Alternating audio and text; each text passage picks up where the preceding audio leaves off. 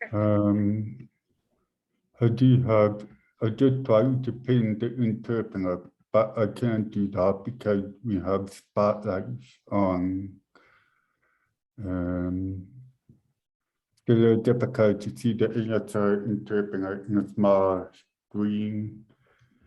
So we can work without the spotlights.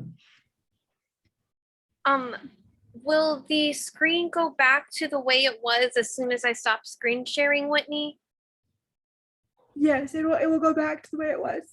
Okay, so this will only be like this for about 1.5 to 2 minutes, and then as soon as I stop screen sharing, Mark, the interpreter will be back to where you're visible. The captioning will hopefully be close. I'm so sorry that it's not convenient for you like that, though. Okay, I'm gonna let everyone in. Okay.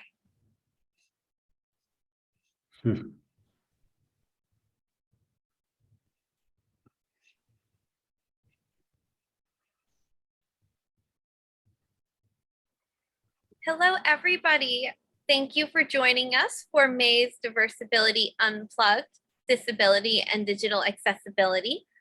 We are going to wait just a few minutes while we give everyone a chance to trickle in. And in the meantime, on your screen, we are looking at an image of our flyer for this event. It has a cream background with blue, orange, and a teal gradient border at the top and in the bottom. In the top margin, the words, "Please remember to keep microphones muted throughout the event," are in white text. Below that, in navy text, are the words "Diversability Unplugged, Disability and Digital Accessibility." Below that are 4 round pictures of our panel, starting from left to right. Dona Sarkar, she, her, Director of Tech at Microsoft, a woman in a yellow background wearing an orange fur coat.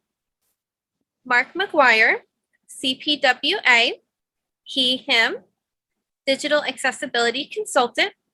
A white man wearing a red shirt with white hair and a goatee.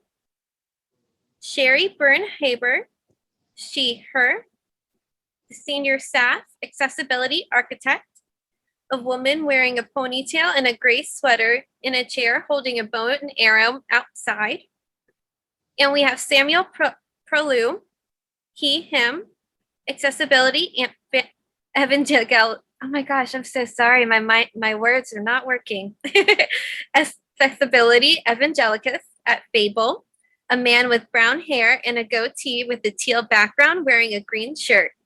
And at the bottom below that are the words in navy text, "Join our online communities, the Diversability Leadership Collective," where you can get your first week free at https://diversability.mn.co, and our free Facebook group at https://bit.ly/Diversability In the gradient border at the bottom is the white Diversability logo and a thank you to our sponsors, Fable and Interpreter Now.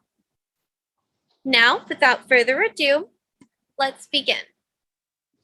My name is Marie Dagenet Lewis, and for accessibility reasons, I am a pale-skinned woman wearing a gray shirt with long dark hair sitting in the corner of a room.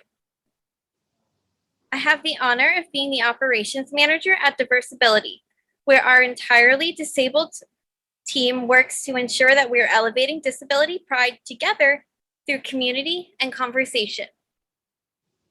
We have witnessed the evolution of the digital world over the last few years, and with it comes a new field of accessibility to pioneer. Let's talk numbers real quick. According to a study done by WebAIM, around 98.1% of home pages have web content accessibility guideline failures with an average of 61 errors. According to the ClickAway Proud, 71% of disabled people will click away from a website that's inaccessible. with Nucleus Research reporting that businesses with inaccessible websites will lose $6.9 billion annually to accessible competitors. Tonight, I'm joined by yet another powerhouse panel, and we're going to dive a little bit deeper into lived experience, advocacy, and careers in the accessibility space. Let's begin with introductions. Dona, if you don't mind, can you please start by introducing yourself and giving us a little bit about your background and your experience relating into digital accessibility? And please include an image description. Hello, everyone. Thank you so much for having me. Can you hear me okay? Yeah, we can hear you. Okay, perfect. My name is Dona Sarkar. I'm the Director of Tech for Microsoft Accessibility. I look after about 4,000 products here at this company. I am a woman with light brown skin, long dark hair, and I'm wearing a blue and pink shirt dress that I made myself with big pockets. All the ladies in the audience, you know what I'm talking about. I've been in the tech space for 20 years, and I realized that when we strive to design for 8 billion people, probably more than half of them have a disability of some sort or another. Either these are folks who have a physical disability, a mental health condition, neurodiversity, such as I do, I'm dyslexic, or every single one of us is going to age into disability. So it's an honor to work in the space, and it's an honor to be here with you today. Thank you. It's our honor to have you here. Thank you. And I can't wait to hear more about all of the work that you're doing. Next, we'll go to Mark Mcguire. Mark, do you mind giving us a little bit of an introduction and include an image description, please?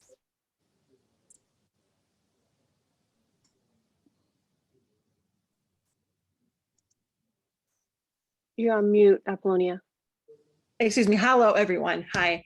So my name is Mark Mcguire, and I describe myself as a white man in my 40s with gray and silver hair and a goatee. My pronouns are he, him, his, and the identity that the culture I identify with is deaf with a capital D. My preferred language is ASL. I communicate in sign language. And I've been involved in the tech industry for about 10 years now. The last 5 or so years have been with digital tech accessibility.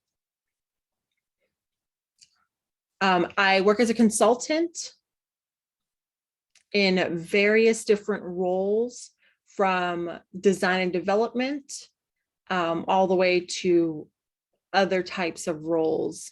I decided to change careers from operations into accessibility because I felt like it was a natural fit for my passion and for who I was. And so I took a certificate test from the International Association of Accessibility Professionals, IAAP. And they had 2 exams that I had to pass. One was the professional certificate in accessibility competencies, so the CPACC, and web accessibility specialty, the WAS. And so I took both exams, passed them both, and became a certified professional in web accessibility. And so this opened up many, many doors. And now I'm able to work with a diverse group of businesses, from small nonprofits all the way to Fortune 1000 companies, advising them in a capacity of different areas, all related to digital accessibility. Thank you for sharing, Mark, and thank you for sharing your passions with us too tonight. I'm really excited because this is a new career that many disabled people can use their lived experience to make a big impact. So thank you for being that representation and for sharing that. And I can't wait to learn more. Next, we'll go to Sheri. Hi, Sheri. Do you mind giving a little introduction about your relationship with digital accessibility? And please include a visual description if you can. Sure. So I am Sheri Byrne-Haber. I am a white, let's just say middle-aged and leave it at that woman, although I think I'm an accessibility or tech grandmother compared to some people here. Sheri, fun fact, I was the first Girl Scout to get a badge in computer science. So I actually designed the original badge requirements, and that will be 45 years ago. This coming up August will be the anniversary. So I grew up in Silicon Valley.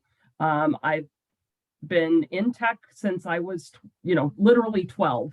I was 14 when I wrote my first program where I was paid by somebody other than my parents to do it. So I've been doing this forever. Got a degree in computer science, shocker. Then I did software testing for 10 years, decided to go to law school. Last year of law school, we discovered that my daughter was losing her hearing. She had a progressive hearing loss. So instead of going into intellectual property, which is what I had planned on doing, I ended up going into advocacy for the deaf and then subsequently accessibility about 10 years ago. So I do have a number of disabilities myself. Some of them are congenital, some of them are acquired. I have glaucoma and rheumatoid arthritis. So because of the glaucoma, I magnify screens to usually between 150 or 200%, and depending on how small the font is to read. Because of the rheumatoid arthritis, I don't like using a mouse. I can, but multiple hours of it creates some pretty significant discomfort. And I was born with spina bifida. So I've had I think 24 surgeries. I've literally stopped counting and use a wheelchair now to get around longer distances. And I'm currently the accessibility architect for VMware, which used to be the software division of Dell Computers, but last November was spun off into its own company. Thank you for sharing. And that is an amazing piece of history that you have made. That is so wonderful to think about all of the little children whose lives who get to achieve that little goal because that you've made that history. That's so when I was in Girl Scouts, the badges were cooking and babysitting, and I just wasn't having it. And now they have 42 STEM badges, and I think 8 of those 42 are related to computer science. So I'm pretty proud of having gone first in that regard. That's amazing. That's a powerful trail to be blazed for sure. Thank you. And last but not least, Samuel, I would really love if you can give us an introduction to your relationship with digital accessibility, and if you can also include an image description, please. Yeah, sure, absolutely. Hi, everyone. I'm Sam Proulx. Pronouns are he, him. I am a, I guess, middle-aged now, white man. I'm sitting here with my Fable t-shirt representing the brand, and at my desk behind me I kind of have a Ravenclaw crest and a brailer and some other stuff. I am a completely blind person, was born that way, have been blind all my life, and have been in a very real way a screen reader user all of my life. I was lucky enough that not only was my father also blind, so I had that role model growing up, but he worked at IBM for over 30 years. And so I don't remember a time when there wasn't a computer in the house talking either to or at me. But, originally I wasn't the sort of path of my life wasn't necessarily accessibility, and I think that's really interesting. It's an approach. It's something that a lot of us share. I went to university for journalism, and then after journalism, I got into cryptocurrency for a good number of years before coming to work here at Fable, where I started off as our community manager. And today I am the accessibility evangelist. So I focus on doing a lot of talking and presenting and writing and podcasting and all of that stuff. Really all about not only the importance of accessibility, but the fact that the voices of people with disabilities need to be front and center in everything related to accessibility. As the saying goes, nothing about us without us. And that's something that Fable is at the very core of everything that we do. And it's something, as the accessibility evangelist, I really work on keeping not only my voice, but the voices of everyone who works with a disability at Fable and elsewhere, centralized in everything we do and say as much as I possibly can. Thank you, Samuel. And that's it's important because so many allies will preach nothing about us without us while speaking over the disabled voices that they claim to speak for. And so the fact that Fable is amplifying the actual disabled experiences through all of the work that you're doing is something that is really essential to creating that accessible space in the digital world. And that leads me to my first real question beyond the introductions. What is digital accessibility for those who may be new to the topic? Because not many people might be aware of what it entails and what it really is and why it matters. So I want to start with you, Samuel, again, if you don't mind. Can you give a definition or in your own words of what digital accessibility really is? I mean, of course, it's a very wide field, but in a very real way, digital accessibility is making sure that everyone, no matter their situation or their physical abilities or cognitive abilities, has not just access to digital products and services, but is fully included in the digital experience and in the online experience. Sometimes when people think about accessibility, they think about, if my website can be read by a screen reader, that's enough. And it goes beyond that. First of all, accessibility is more than screen readers. It's more than screen magnifiers. It's more than captions and voice control. Accessibility is about making sure that our products can be customized and are useful to everybody, no matter who they are or what they may be experiencing. And of course, that's a wide goal, and it's a journey that we're all on together. But the other sort of mistake that people make when they think about accessibility is too often they think about people who have accessibility needs only as content consumers. But recently, folks, Microsoft and all of the other big companies, we've really begun to change that and really see accessibility integrating into all facets of the digital experience and seeing people with disabilities as people with a voice, as creators, as builders, and as leaders in the online tech space. And so accessibility is wider than just your screen reader, than just your screen magnifier. It's wider than assistive technology. It's wider than just consuming content. It covers the whole thing.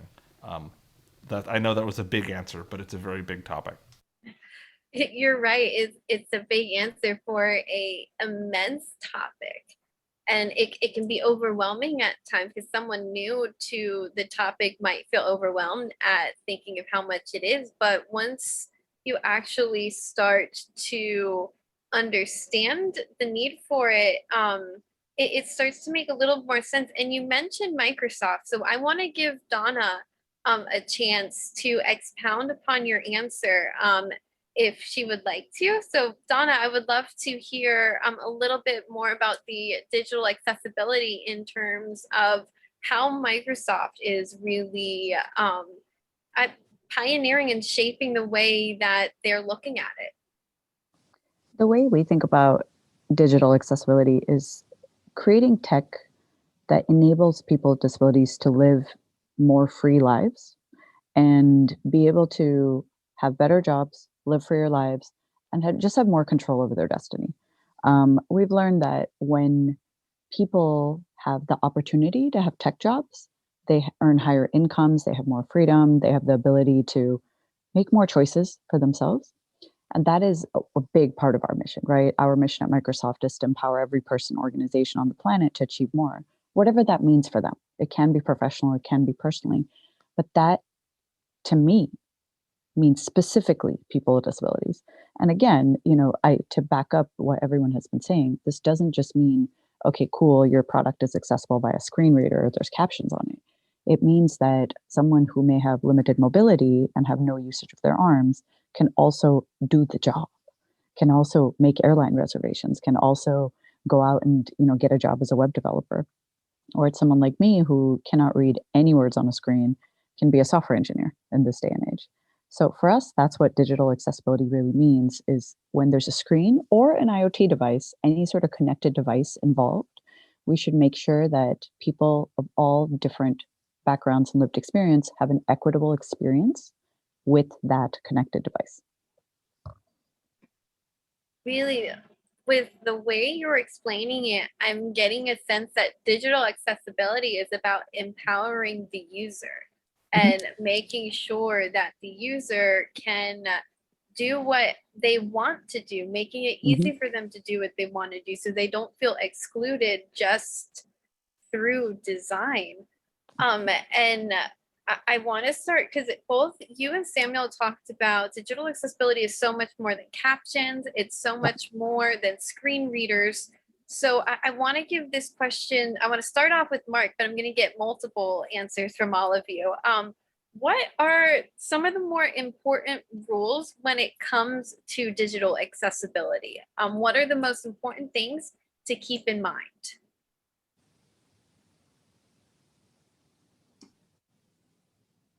Great question. In my experience, nothing's 100% accessible, right? And challenges are trying to think and process code and make it accessible, use it so that it problem solves, so that if there are issues or challenges, for example, for anyone to access it, so that everyone decides for themselves what they need. They decide their own needs. That would be number one. That would be the first rule to keep in mind.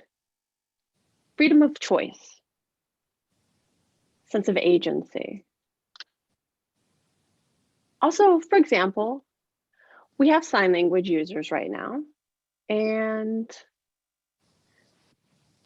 code is not always the most accessible for interpreting sign language correctly, especially with context. Context requires human thinking, the understanding of context. So to have captions or assistive, a way to help you understand or access through the captions. But then you have the interpretation. You have certain terms that can be interpreted to have different meanings. So I think that would be one of the first rules for myself.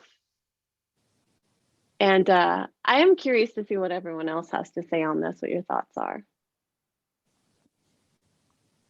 I love how you said one of the most important things that you keep in mind is the power of choice.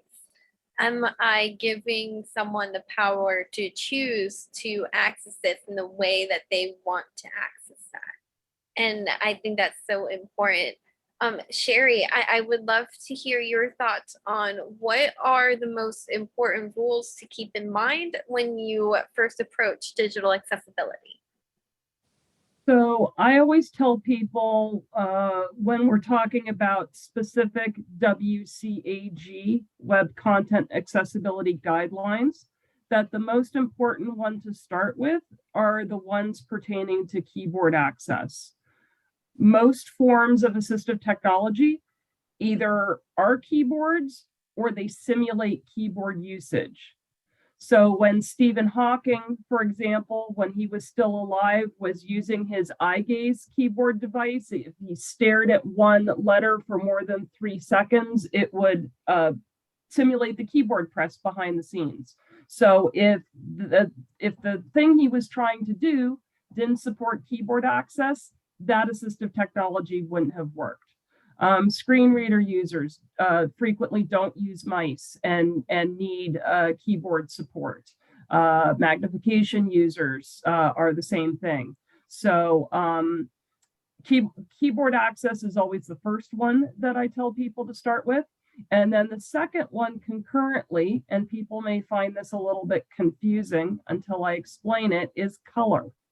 Color impacts, even though it's a lower level requirement in the WCAGs, it's not listed as one of the higher important level A requirements. Color impacts more people than any other one of the accessibility guidelines. For example, at VMware, 6.5% of our research and development team is colorblind. So that color is really important to that group. Color is important to people who have vision loss, but who aren't completely blind, because if the contrast isn't good, we might not be able to read the text to pick it up between the foreground and the background color. The other reason why I tell people to do, there's actually 2 other reasons why I tell people to do color and keyboard first. It's different groups of people, right? Keyboard goes to the developers. Only the developers can fix that. Color goes to the brand people, okay? Totally different groups of people, so they can work in parallel. Also, especially if you're a company that has collateral, for example, I worked at McDonald's and we had, bags that we put food in. There might not be rules pertaining to the colors on the bags, but if they want the colors on the bags to be the same as the colors on the website, then the rules are imputed to apply to the bags. And getting branding people to agree on colors and getting all of those physical changes made to correspond with the digital changes takes forever. So keyboard and color are always the first 2 that I tell people to focus on. As an artist, color is so important that with accessibility that people don't really recognize and acknowledge that too. So I love that you brought up that color is such a big factor. And according to a WebAM study that I just looked up a couple days ago, 86.3% of web failures actually come from low contrast text. And so just a color change could get rid of that one failure. So in design is so much more than just the bare bones, and it's so much more than just aesthetics. It's like you can combine it and make such a more inclusive environment. So thank you, Sheri, for sharing. Samuel, I would love to hear your thoughts on what is the most important rules to keep in mind with digital accessibility. Yeah, so I really love that practical answer, but I'm going to pull us out a bit to a couple of things that I always say to folks who are newer at accessibility and who maybe haven't done anything, and to organizations that are just getting started. One of the reasons that I love this discussion that we're having is because it highlights the way accessibility needs to be spread throughout an organization, right? We fall into this trap of saying, oh, it's just the developers who need to do accessibility. And then we realize, well, okay, the designers need to do accessibility too. But The people writing the content have an accessibility responsibility. The people making the physical product, like the bag comes in, have a digital accessibility part to play. And so what that means is that accessibility is a process and a journey. So many people and organizations think, oh, I'm going to do a big accessibility audit every 5 years, and I'm going to fix all the accessibility problems that it turns up. And it doesn't work. Because if you don't have accessible processes, the accessibility needs of your organization, of your website, of your experience will not progress. You won't go on that journey, because when you're just starting to do accessibility for the first time, you're not going to suddenly go from totally inaccessible to completely perfect, right? You're going to make one change and you're going to make the next change, and you're going to continue to build and step through these journeys. And the second thing that happens is that websites change and technologies change and operating systems change and all of this stuff. So what was considered done in accessible in 2010 is not today, because the design languages and everything is different. So we've got to get away from this mindset of thinking that accessibility is a 5-year audit that the developers are responsible for, right? It's a journey and a process and a culture that needs to be built out throughout an organization. And the second thing I like to tell folks, if you'll sort of permit me a slightly different answer and a slight digression, is that we need to change a little bit the way that we think about accessibility. Because what can sometimes happen when designers and developers see the WCAG requirements and see all these lists, and they're getting it from the legal department, is they think about accessibility as kind of like a set of shackles, right? Like, oh, I have to design for the lowest common denominator, and I'm trapped, and I have to do the accessible thing, and so it limits me. But that's not at all true. Accessibility is an opportunity to be innovative, to build new ways of doing and interacting that work better for all users, that embrace user choice, and that in a real way work far better for everyone and are simply better designed, more robust products. And so if we can get folks thinking about accessibility that way, that's another really big, huge, important step. Two really powerful takeaways: that accessibility in general, digital accessibility and accessibility, it's a journey that we're always growing, we're always learning, and we can't expect ourselves to know everything. We just keep trying to just be better and do better. And then the second part was what you were saying, that with accessibility, we can't look at it as a challenge, but look at it as an innovation. And it's like, that's the problem with the ableist society. It always looks at disability as the burden, and as accessibility and accommodations as special treatment and a challenge, like a barrier, something that limits us, instead of seeing the innovation and the adaptation that creates something new and something better from something that already existed. And that point that you bring up, it leads us to our next question of, why has accessibility and digital accessibility specifically always seemed to be an afterthought? Samuel, I think you have a really good point of it's that limitation, and some designers really don't like the chains and the shackles. And I would love to hear what a few other people think as well. Donna, I would love to hear your thoughts on, why do you think digital accessibility seems to be an afterthought? So this might not be why it is, but here's my theory, okay? It's because we don't hire right. So we tend to hire people with disabilities to work on accessibility. And I think that's interesting, but we should actually hire people with disabilities to work on just mainstream products. Because, for example, if I have worked on a team where somebody working on the start menu was a blind person, you just have a better start menu. They're not working on accessibility for the start menu. They're just working on the product. That thing is accessible by design from the beginning, from the day we come up with the concept of a navigation. So I think about the product cycle as ideation, design, development, testing, shipping. When you come up with factor in accessibility and designing for people with disabilities from the ideation phase, this whole concept of accessibility being a tech afterthought thing, that just goes away because you're already baked in at the very beginning, right? For example, I run my own fashion company, and there are 2 people on my team who are people with disabilities. So as soon as we go to build, make, say, a new SKU, new product, we're like, okay, how would somebody who has, limb differences may, be one of my team members, she's an amputee.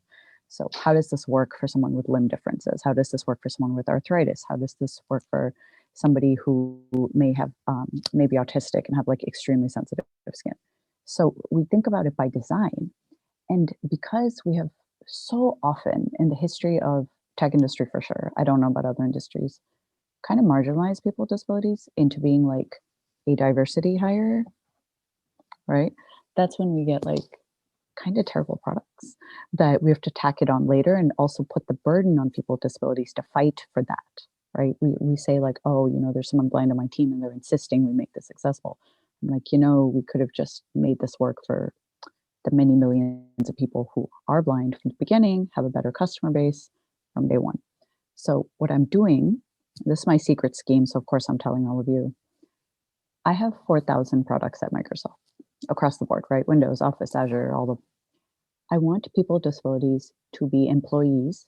And I mean, when I say employees, I mean developers, product managers, marketing, design, in each of the product teams from the beginning. That way, there's people with disabilities on every step of the way. And we learn from each other, right? Our blind friends learn from our deaf friends learn from our limited mobility friends.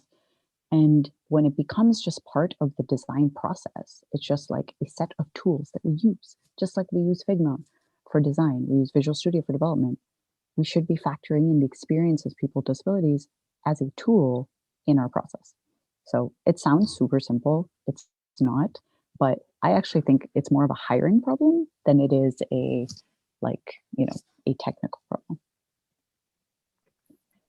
I know it's your theory, but that honestly makes a lot of sense. And I like that really fits, because like if we had more disabled souls employed throughout the entire process, it would be in the entire process. It would be the universal inclusive design rather than just a consulting coming in at some point in the conversation.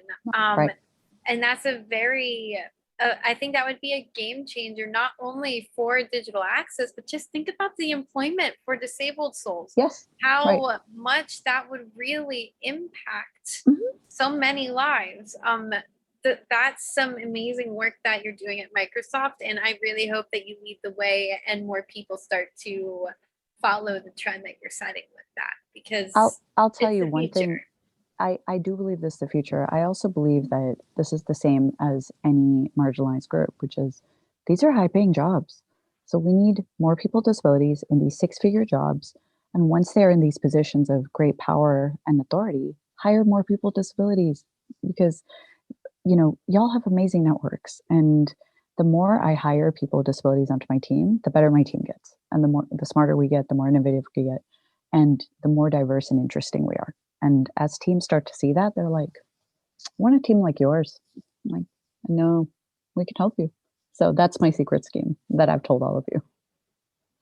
So I'd love to take Dona's answer one step further, which is the education system, especially in the US, which is what I'm the most familiar with, sucks for people with disabilities. IDEA is a completely unfunded mandate. The federal government picks up about 18 cents out of every dollar of special education funding. Different states have implemented the laws differently. We have a couple of states that have an 80% high school dropout rate for people who are on special education plans. My daughter, who was actually in a very well-off district, was the only person in her 21-person special education program who graduated from college. She's actually getting her PhD in audiology next at the end of this week, actually, despite being deaf, which is something I'm very proud of. So we need to fix that, because what happens is we actually do have a pipeline problem, but we have a pipeline problem to the hiring process because we've created an environment where people with disabilities fail. And when they fail, they can't get past the barriers without assistance and get back in. We were talking in the chat window about the where can you go to get, college education credit, for example, on accessibility? And the answer is you can't. There's maybe a dozen colleges altogether in the United States that have 4 credit classes specifically in accessibility. There are no accessibility degrees. Anybody who wants to be in accessibility has to learn it themselves and add it to whatever other education they've picked up along the way. So I feel that we need more apprenticeship programs for people with disabilities, because many people with disabilities learn better hands-on than in a traditional learning environment. And we need more focus on getting children with disabilities the education that they need so that they're prepared to be college students and get those computer science degrees and get those great 6-figure jobs that Donna was talking about. Yes, Oh, go ahead. And then I see Mark has his hand up. So after you, Samuel, we're going to go to Mark. yeah, I'll just be quick. But education for people with disabilities is critical. But the other piece of it is education and training around accessibility, even including for people with disabilities. I mean, when I came into working in the accessibility space as a screen reader user, I didn't know it all, right? I had to learn about the various kind of voice control and eye control and head mice and all of these different other systems that I didn't use necessarily. But that training for developers and designers and all of this stuff, how many developer boot camps offer accessibility training, right? How many workplaces offer it as like an important integral part of professional development? That kind of thing. It's something that we're thinking about here at Fable a lot, and something that we've actually had the opportunity to work a little bit with Microsoft on. But I think that's the other important part of the piece, is getting accessibility training as part of what developers and designers and product managers and folks are trained on. It's part of the degrees, it's part of the diplomas in a way that it isn't right now. Very great points. Mark, I would love to hear your take on the conversation, what everyone else is saying. Okay, so that I can stick to the time schedule, I'm gonna speak up. So if in one of the interpreter can interpret for me while I talk, that would be great. This is where, yes, I agree with everybody on the point of education. Yes, we can start with the young people in grade school, middle school, high school, college, and prepare them for the future 20 years from now. That was the problem for me. Well, I'm 47, so maybe 35 years ago, where we didn't have the same kind of information we do today as a result of the internet. And yes, even at the colleges where they don't provide me with ASR interpreters to retain, perceive the information that is being taught to me, whether it is spoken in a video or written. I have to receive information in sign language because that's how I can process information faster. And accessibility is kind of limited to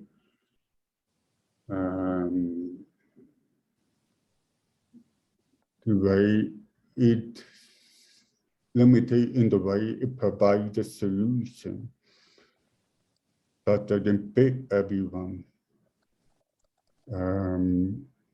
But I do want to circle back to my experience working with the corporate executives who are making the decision on accessibility in terms of where to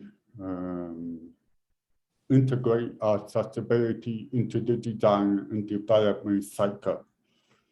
A lot of times, these executives, sometimes they're invested in the business as owners or investors. More often than not, their business has investors providing them with the funds to steer the company in a way that will give them a return for their investment. When that comes into play, there is a pressure point that can influence their decision to generate a return on investment sooner than later.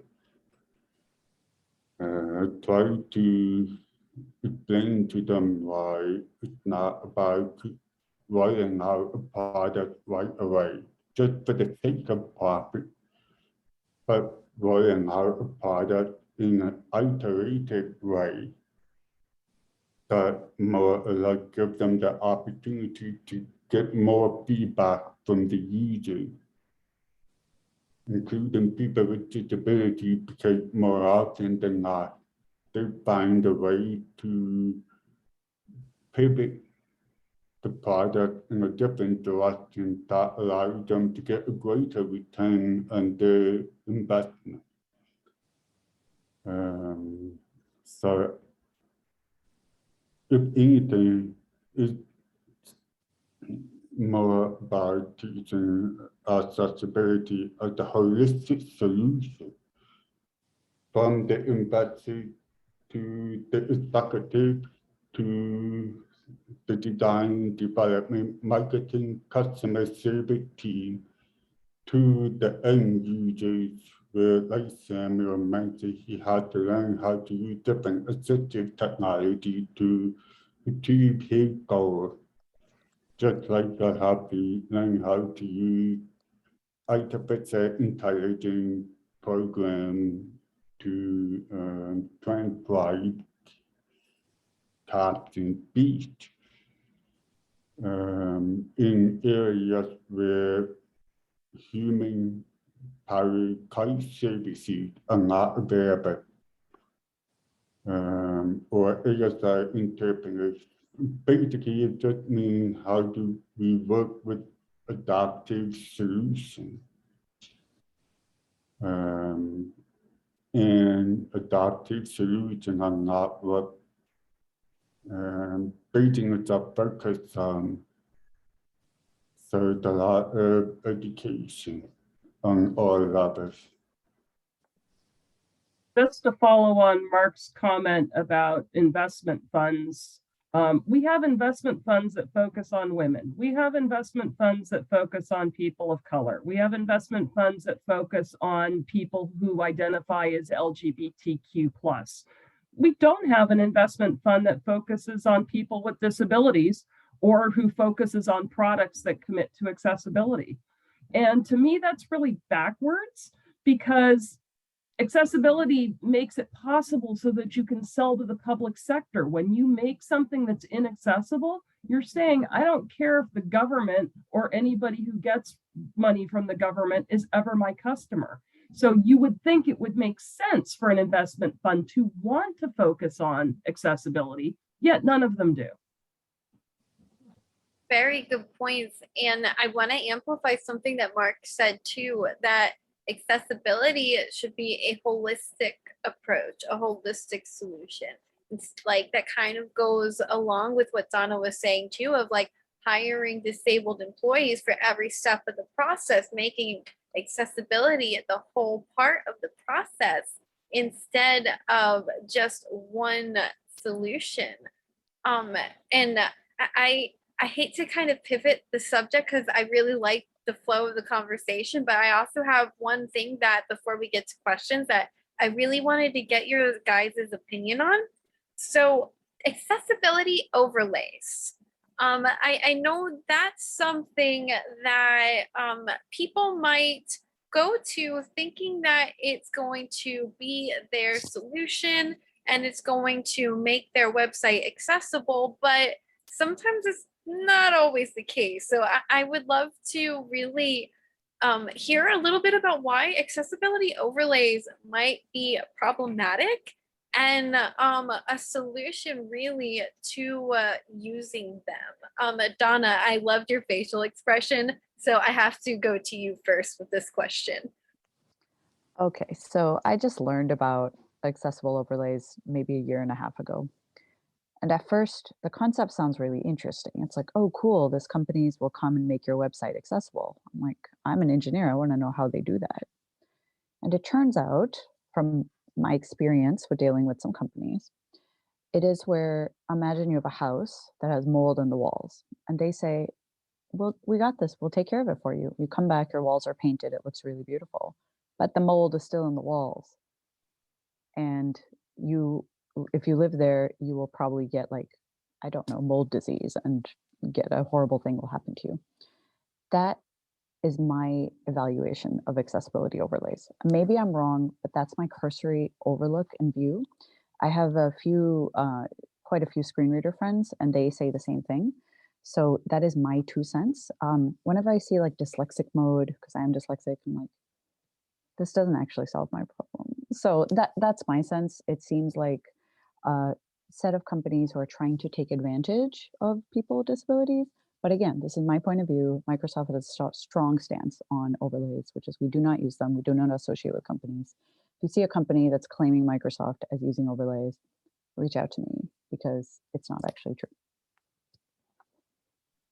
Thank you for that. And it's a really interesting metaphor you use that I feel like it seems like from some articles that I've read is pretty spot on, that it just kind of puts the Band-Aid on the crack that really needs to be fixed with cement. Like it doesn't really do the full accessibility thing. And so Samuel, I would love to hear a little bit of your take on accessibility overlays and maybe potential solutions or what someone should do instead of using a overlay. So here's kind of the way that I think about overlays. Some of these overlay companies will say, all you have to do is put this overlay on your website and our technology will fix all of the code and make the website perfectly accessible. The kind of problem with that is if there was a technology that could make a website accessible without any of the code on that website needing to be fixed, why not just build it into my screen reader? I want that. I want that on if we have technology that can make every single website accessible just by putting one piece of code in it, I want that. And so I think it's maybe somewhat telling that they're not selling it to me, right? And I think the conversation that we have had in the panel tonight about how accessibility is empowering and is empowering user choice really speaks to why good assistive technology, whether that's screen magnification or whatever screen reader or whatever it may be, that's built on your device, that is under your control, that you get to customize and configure the way you want it, is so important. And so I think once we get people to understand that, right, like that accessibility, it's like anything. There's not any kind of magic no word solution. Then we get to start talking to people about why accessibility is a journey and a process and a culture. One of the first things that folks can do, automated testing isn't the be all and end all of accessibility, but it's a great way to start. If you're trying to fix accessibility problems on your website, you could at least start by catching some of that low-hanging fruit. And you won't go, just using automated testing and fixing some of the easier to fix errors. You won't become perfectly accessible, but you could take the experience from completely impossible for someone to use to at least somebody can work around it and can struggle with it and can work it with it and to get the things done that we need to do as part of our daily lives. Thank you. And that's a really good point. It's like, well, if this technology does exist and it makes it accessibility so obtainable and so simple and so easy, why aren't they giving that to the disabled souls who really would benefit? Why are they making that something like that has to be added on extra? It's a really interesting point, because it's like accessibility should never be a luxury. It should never be something that people have to pay extra for. It should never be something that is profitized by the powers that be. And that's just a really, it's something that it makes you think. And it should also be something that we as people with disabilities control. Yes, for sure. It's like you said in the beginning, nothing about us without us. That falls right in line with that. Sheri, I would love to hear your thoughts a little bit about the problems with overlays and not easy, but like ways that people can work around getting an overlay. Instead of taking that easy solution, how can someone actually tackle the inaccessibility of a website? So first of all, not a fan of overlays. I posted a couple of URLs where a bunch of accessibility professionals have gotten together, where we have come out strongly against overlays. We've signed a commitment that we will not recommend them, and we will not recommend sites that use them. Overlay companies are notorious for making false claims. As Sam mentioned, the whole one line of code and you're done thing. Overlays are being marketed to people who look at accessibility as a checkbox exercise. I'm going to pay $50 a month for the rest of my life, and I never have to think about accessibility ever again, right? They're not looking at it holistically. As Mark defined, that it really needs to be done when it's best. So okay, there's somebody who doesn't know what an overlay is. So overlays sit between the user and the website, and they try to take inaccessible code and make it accessible. But the way they do that is by taking control away from the users. They take away our ability to use our own assistive technology, and they force us, the disabled community, to use their assistive technology in its place. So there's that, right? And then they don't do what they say they do. When you look at the mile-long list of exceptions of things that they can't handle yet because the AI technology is not good enough yet in terms of things like image identification. The image at the beginning of me shooting my bow and arrow, if you put that through, and sorry to pick on Microsoft, Dona, but I think even Dona will admit that Microsoft's image identification technology it's not there yet. It's getting there. But it's not there yet. So it will say woman outdoors seated, right? It doesn't say I'm holding a bow. It doesn't say that I'm in a wheelchair. Image identification misses critical aspects, and that's anybody's image identification, not just overlays. It's just not there yet. So for overlays to claim, oh, you just put in this line of code and everything's going to be perfect, it's not true. And we've already had 2 pieces of litigation in the US settle So they didn't go all the way through the court system, but the companies who were using the overlays gave up partway through and signed an agreement saying, we promise to make our website accessible and we promise to do it without using overlays. Well, if overlays made everything accessible, why are they signing a settlement agreement agreeing that what they've got is not accessible even with the overlays, and that they're going to make it accessible by removing the overlays? So not everything in the world needs to be driven by litigation, says the ex-lawyer, but it's definitely a sign of what I think is going to be an avalanche of litigation against companies using overlays, where then the people who lose the cases are going to try to turn around and sue the overlay companies for misleading statements. And I don't know how that's going to go, but it's going to be, and some of these, one of the overlay companies got $28 million in Series A funding. And that was kind of just a real head meets brick wall facepalm moment, because if they'd done any investigation whatsoever, the people investing that money, they would have been better off, buying donuts or something. I mean, it's just not, they're not going to see that money again. It hurts to think of the amount of disabled owned businesses and disabled consultants and disabled employees that money could have actually been invested into, For that sure. could have not only made an actual impact that was positive and like actually inclusive and accessible, but it would change the lives of disabled souls by being having them employed. Like, it's like having that funding be put into the actual disability community would have been life-changing, but it's one of those performative things. And it's like Samuel said earlier, we've been talking about digital accessibility being about empowerment and user choice.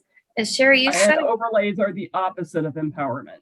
Exactly. Just like you were saying, overlays take away the user choice. So it's just another aspect of the ableist society kind of taking advantage of a very powerful and important mission, to where you're right. It's going to be interesting to see in a couple of years how that winds up, if we're going to be seeing more court cases. A couple other points I'd like to make is overlays really focus on the disability. They don't focus on the barriers, which are the inappropriate attempts to code or not to code in some cases around the disability. So for example, there's one really well-known overlay where I can check that I have vision loss, or I can check that I'm motion sensitive, but I can't do both at the same time. Hello, I am both, right?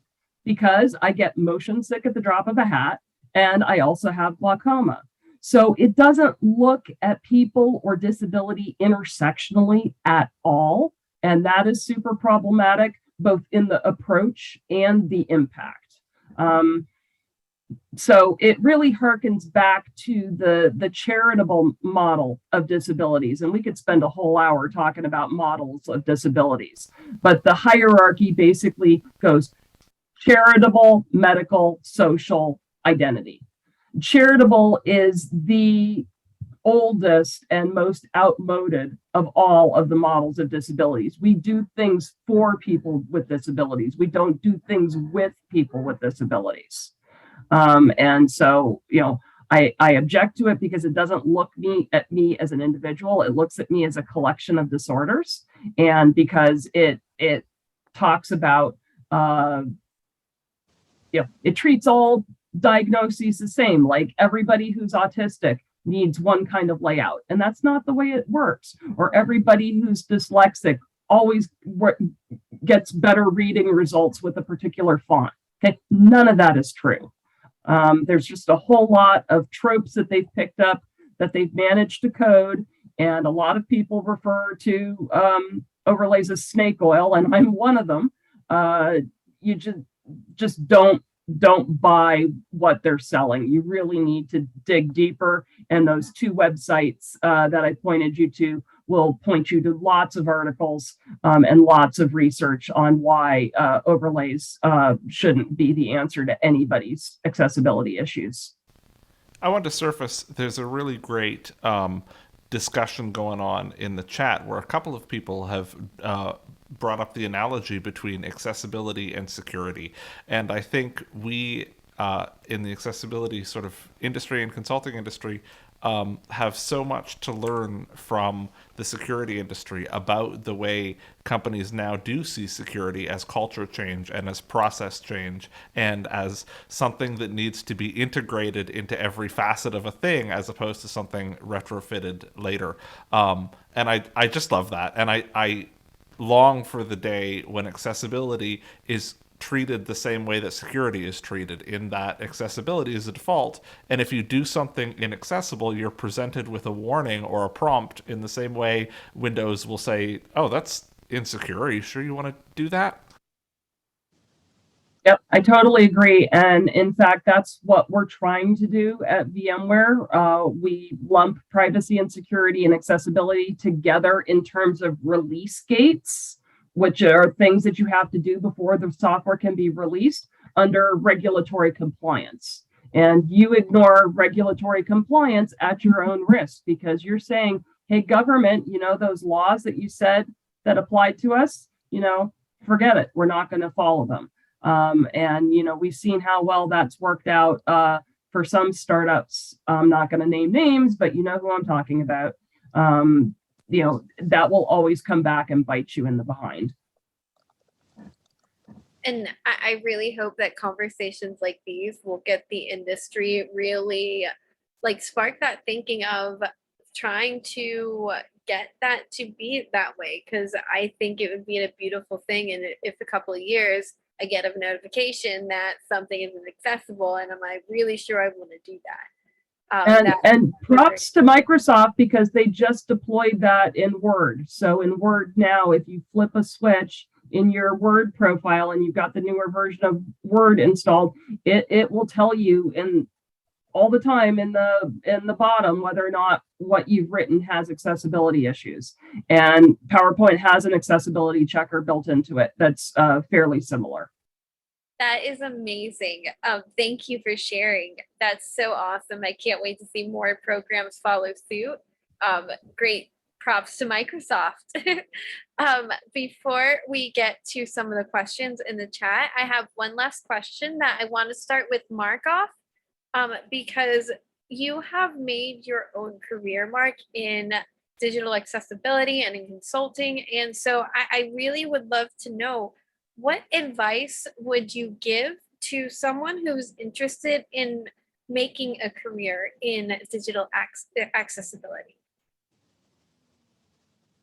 Great question, because I see a couple of people asking about that in the comment, and they always share how I arrived into the industry from a background where I knew nothing about accessibility.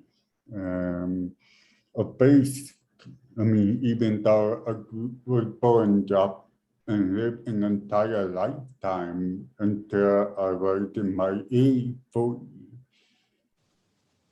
I did not know accessibility was a concept or a profession. I came across a group chat on Twitter known as AX chat, which was an early way for me to be included in a group competition that was not verbal. Did not require video or audio to engage with people all over the world. It was during that chat I learned about the International Association of Accessibility Professionals. I know that there are different schools of thought when it comes to getting certification, but like Sheri mentioned, there's no program in school that teaches you accessibility at this point. I need a backtrack to switch from a unsuccessful career where barriers were pretty much everywhere to a career where I could remove the barrier myself if I wanted to and elevate myself into a position where I can make a difference. It was during the discovery of the certification program that I learned there are two different certifications. One is the certified professional in accessibility core competency, which educates you on the basic fundamentals, which is more or less the legal side of accessibility from the United Nations Convention on the Rights for People with Disabilities to the US federal government code base with the Rehabilitation Act, Section 588, the American with Disability Act, the European Union. It's really a global movement, but it's easy to get overwhelmed if you don't understand the basics of what structuring the foundation for the accessibility movement. Now, the second part of the certification was the Web Accessibility Specialist Program. That's where I learned about the different areas of digital accessibility that's more relevant to the different assistive technology involved, the different coding programming language involved, the different medium of conveying information to your audience, because it doesn't matter what medium you convey the information in. If you convey it in touch, if you convey it in tactile, if you convey it in visual, like video, or if you convey it in audio, like a podcast, they are all inaccessible one way or the other to begin with. So, but if you understand the basic of how each different medium work with the different kind of assistive technology, from caption to screen reader to magnifying glasses, you will get a better understanding of how the individual chooses what works for them. That's a very good basis starting point, because I know earlier someone was talking about wanting to work as the accessibility specialist in the world of a developer. I started out working on front-end development with WordPress before I started getting contract work with different business and organizations. And really, now that I got the certification, that kind of work now is less than 20% of what I do overall. And that's where I've learned more about accessibility as a holistic solution. So if you are passionate about something, about a field, let's say it be math, great. Maybe you want to work on a math website. You can come up with that and use that as a way to create a relationship between the basic fundamentals, about accessibility, from human rights to technical solutions in that field. And it will open up a lot of doors for you down the road as you elevate yourself up through the independent contractor ladder, if that makes sense.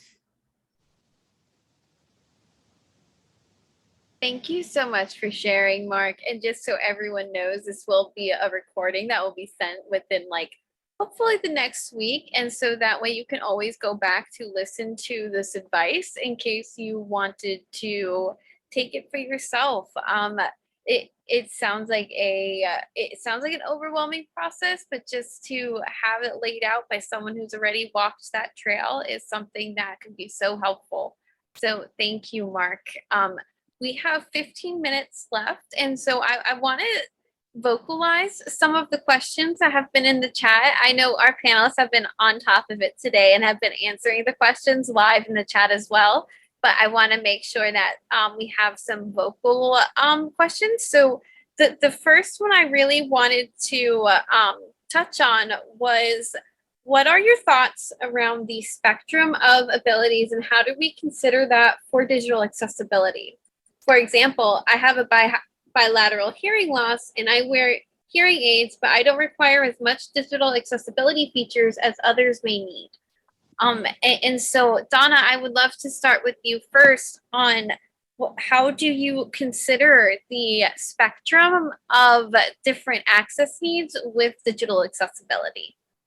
It's such a good question. And it's probably the number one question I get is, how do you balance the needs of all of these different kinds of users? And the way I answer that is it's the same way you balance the needs of a user who may speak Arabic and a user who may speak German. It's an and. This is not a thing of do we build for screen reader users or do you build for deaf users? You build for all users. So let's just go back to analogies, right? The art of inclusive design is a way for everybody to participate. That does not mean they're going to participate in the exact same way necessarily, but they're all going to be able to participate. So imagine you have a building. The goal is that anyone can get in the building, whether they get in through a cool garage entrance, they get in through, the front door, they get in through a wider side door, they get in through a ramp, they get in through a set of stairs. Does not matter as long as there's a way for everybody to get in the building. And that way should not be a terrible way. They shouldn't have to Mission Impossible through the ceiling to get into the building. It should be a reasonable way. So for you asking, my disability is not as severe as others, that is okay, right? It's okay to say, yes, I have a disability, it is this. I have my lived experience with this, where many people on my team are blind, many people on my team are deaf, many have limited mobility. I am dyslexic. So in a way, my disability might be less severe, but it's also a lot harder to build for, where that if you're a screen reader users, some practical things you need to do to make sure something is screen reader compatible, right? Must work with screen reader, must have keyboard shortcuts, must have name and value pairs, must have labels. For dyslexia, people don't know what to do. They're like, is it different font? Is it bigger font? Is it read aloud? Is it putting it, at a slight angle? Is it putting it this way? The scientific process of building for someone with dyslexia is pretty hard. So the three questions I ask myself is, who are you purposefully including in your design process? So you look at the spectrum of disability, people who are blind, people who are deaf, people with limited mobility, upper body and lower body, people with speech disorder or speech disabilities. And then you look at neurodiversity and mental health, which is also a factor. So when you factor in this whole spectrum, you want to make sure that you have intentionally included people across the spectrum of disability. Then you ask yourself the question, who am I unintentionally excluding? And this is where things start to fall apart. People are like, I don't think I thought of someone who, like before, someone who may have glaucoma, but also motion sickness, someone who may have limited mobility, but also be blind. So what is that in the intersections is where things start to fall apart a little bit. And that's when it's important for product owners to get creative and say, okay, what is a way for someone to participate in my product? So once we do that, everyone's like, well, how do you keep from building for one group of people, harming for the other? I'm like, the whole concept is do no harm. Not everyone will use every feature. That is okay. I do not use a screen reader feature. Someone who is deaf may not use read aloud. That is okay. But these should all be optional. And people shouldn't have to hunt and peck for them. It shouldn't be like, looking for the Dead Sea Scrolls. They should be pretty available under, accessibility options or somewhere in some menu. People should be able to turn them off and be able to turn them off, turn them off, turn them on fairly easily. You should have help documentation for it. And honestly, it's both an art and a science, right? Because if you have too many options, then it's like, wow, that's a lot of options. Don't have enough options, it takes away flexibility. But the more we do it, the more best practices will emerge. Right now as an industry, because digital accessibility is, while it's not new, it's still kind of new for some people. We don't have like a set of like clear guidelines on do this, do this, do this, and you're done. And that's frustrating for people because they're like, just tell me what to do. I'm like, there's no like checklist of you do this and you're done. There's a starter checklist, but it's more of a consider checklist, like consider people who are blind. How would they use your product? Consider people who are, So that's my take. It's not a really like buttoned up answer, but the best way to start is to start. And definitely from the very beginning, from the idea phase, co-create with people with disabilities. Do not go try to solve this by yourself. There's many, many people with disabilities in the world who are happy to consult with your company. Make sure you pay them. Hire. It's probably the best hack there is. Hire. So we could spend another hour talking just about the psychology of disability. And I think that that's another thing that factors into this. People who have congenital disabilities look at them very differently than people who have acquired disabilities, because people who have acquired disabilities look at it as I was able to do this and I lost the ability to do this. And so that needs to be factored into it because we compensate for things very differently. I've had 57 years to get used to getting around in a wheelchair or with mobility issues, but I've only had 7 years to get used to the glaucoma. So I do think about these things differently. And that's really important to understand, but you solve it by putting the power in the hands of the users to select the features that they want and don't want, just as Donna said. And one thing that people need to watch out for is internalized ableism. When I was growing up, and I've owned up to this in my writing and I'll own up to it now, I used to say, yeah, I can't walk, but at least there's nothing wrong with my mind, right? I looked at my form of disability as better than somebody else's form of disability. Labeling disabilities, we're trying to get rid of high functioning and low functioning. That adds no value to what that person might need in order to equally access software or technology. So comparing your disability to somebody else's disability, that's apples and oranges. I always recommend not doing that. Your disability is what it is, and somebody else may have higher functioning hearing and consider themselves disabled, or lower functioning hearing and not consider themselves disabled. Disability is entirely subjective. It's how does it impact your life and your ability to undertake the major activities that you need to do to live day to day. That's so important because I think we sometimes fall in the trap of, as developers and designers and creators, thinking, what do blind people need? And trying to decide what other people need ourselves, right? I think it comes in some cases from artificial scarcity in the physical world, right? If everyone is using the elevator, those in wheelchairs who quote unquote really need it now cannot. But that doesn't hold in the digital world. I know friends who use Read Aloud because their eyes are tired, and my mother turns on audio description all the time because she wants to do her knitting and she just doesn't want to look up. And when we fall into this trap of deciding what one particular person needs or wants based on their disability, we wind up designing products that make false assumptions that don't deal with intersectionality and that really don't serve the needs of everyone.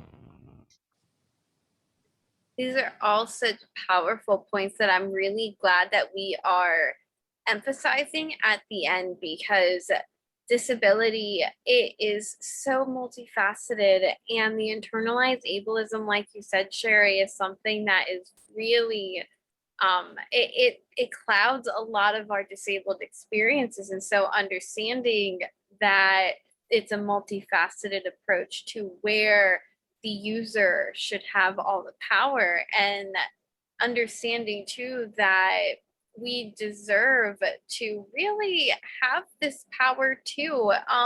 We live in a society that has made us feel, I know for me personally as a disabled soul, I feel uncomfortable. I used to feel uncomfortable asking for my needs and trying to get my accommodations.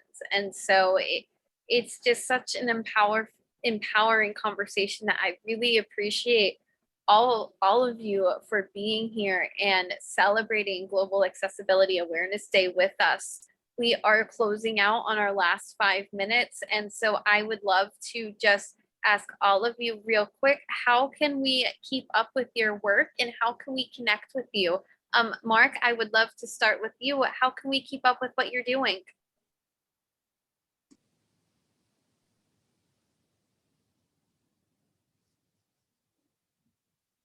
The best way, because the easiest way to follow me is on LinkedIn, because sometimes social media, they're just too much relevant information on social network right now that doesn't really advance the solution. Where LinkedIn has provided me more opportunity, and all of you here today are clearly interested in finding out how you can advance yourself from a patient with a disability to become a professional with a disability. And LinkedIn is a great way to network, follow each other, share your wins, and lift each other up into a place where we can showcase your skill to other employees and basing us on it, looking for your skills. Thank you so much, Mark. And also Tiffany put the link to his LinkedIn in the chat, and also Sheri put some links to her writing as well in the chat. Samuel, how can we keep up with you and all the work you do? I apologize for that noise on my microphone. Don't know where that's coming from. The best way to get in touch with me is also on LinkedIn, or you can just send me an email. I love getting emails. I'm an old-fashioned soul. The art of letter writing and the art of email writing is such a wonderful thing to do, and just crafting messages back and forth. That said, you can keep up with what I'm up to and what the company that I'm working for is doing over at makeitfable.com. We've had a couple of really big announcements in the last couple of days, and we've got some more big ones coming out over Global Accessibility Awareness Day. And so that's another great place to keep up with me and what we're doing and what's going on at Fable. Thank you so much, and thank you to our sponsor, Fable, for making tonight happen. We have 2 more minutes, so I'm going to get Donna and Sheri real quick. Donna, how can we keep up with you? Hey everyone, thank you so much for having me. I'm very findable on Twitter at Dona Sarkar and very findable on LinkedIn at Dona Sarkar. I love to, hear from you, stay in touch, talk to your teams, talk to your organizations. I do believe that hiring people with disabilities into these incredible tech jobs that exist, specifically development, product manager, citizen development roles, is how we're going to make better tech products in the world. And I believe it is the only way, because if there was another way, we would have solved it by now. Thank you. Thank you. And last minute, Sheri, is all yours. Yeah, so in addition to the 2 links, which are in the chat window that you should be able to pick up later, I also have a book published, which is available free for download, and you can get that at accessibility.uxdesign.cc. Awesome. Thank you so much. And thank you, Interpreter Now. Thank you, everyone, for joining us. And I hope to see you all next month, and we can continue the conversation in the Diversability community. Have a good night, everybody. Bye-bye.